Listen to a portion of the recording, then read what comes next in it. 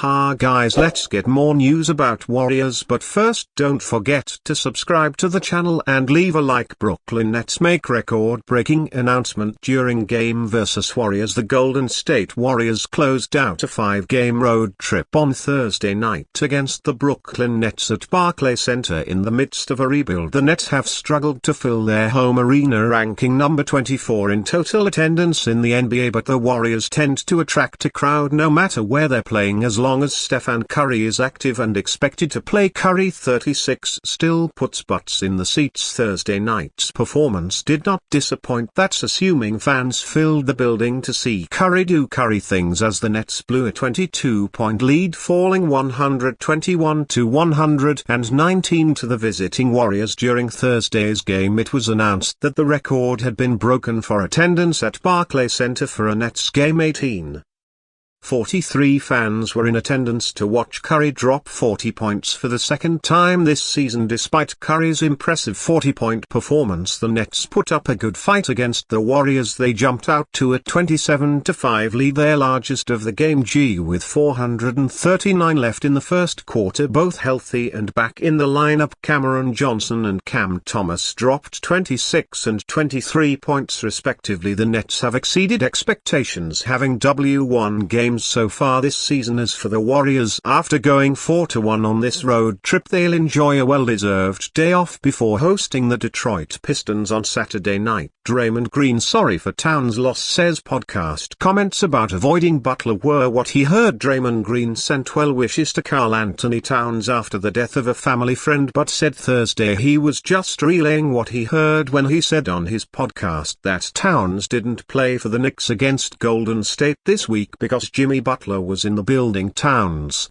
was listed out for personal reasons when the Warriors beat the Knicks 114-102 on Tuesday. Green, during his podcast with Baron Davis, said that some would say he didn't TPL because Jimmy was in the building. He was referencing the tensions between Butler and Towns when they were teammates in Minnesota when Butler was seeking a trade. Green said on the podcast he talked to Towns' father when he saw him at the game. His pops is an incredible man, but they say Cat didn't play because Jimmy came into town and you know him, and Jimmy had the infamous practice in Minnesota. Green said Towns joined the Knicks in Los Angeles for their game against the Lakers on Thursday and told reporters that he had been away from the team to be with his family after the death of a friend. This is one of those moments where I had to be there for my family and be there for the kids that lost somebody really special to them, Towns said. Green was not aware of that until after the Warriors' 121-119 victory over Brooklyn on Thursday. That is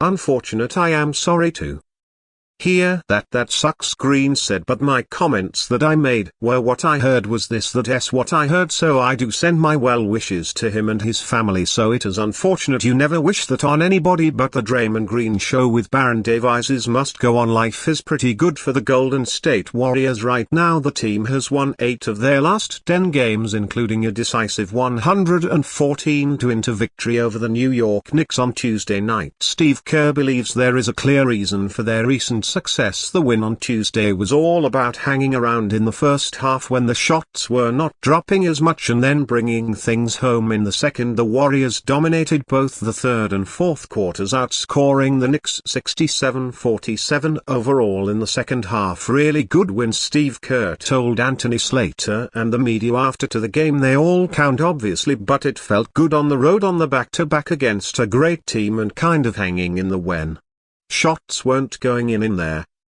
First half. This next part was the most eye-opening message sent by the Warriors coach at the press conference. I give all of our guys a lot of credit because they're finding a real identity and it's fun to watch unfold, Kerr said when further prompted on what that identity was. This is what the 4-time championship win coach had to say. We're a two-way team. Last 10 games I think we're second in both offense and defense. Obviously small sample size, but that's when we got Jimmy Butler. Things have clearly turned with him. Steve Kerr worker like Butler and his impact to another former Warriors great. In his response, what he's adding is that maturity and poise that we've made the Andre Iguodala comparison. He's not the exact same player as Andre Iguodala, but he has the same influence. He's constantly reading what's happening, settling us down and creating good possessions at both ends. Steve Kerr getting Stephen Curry, another starter, help lead the charge in Golden State has been exactly what their doctor ordered for the Warriors.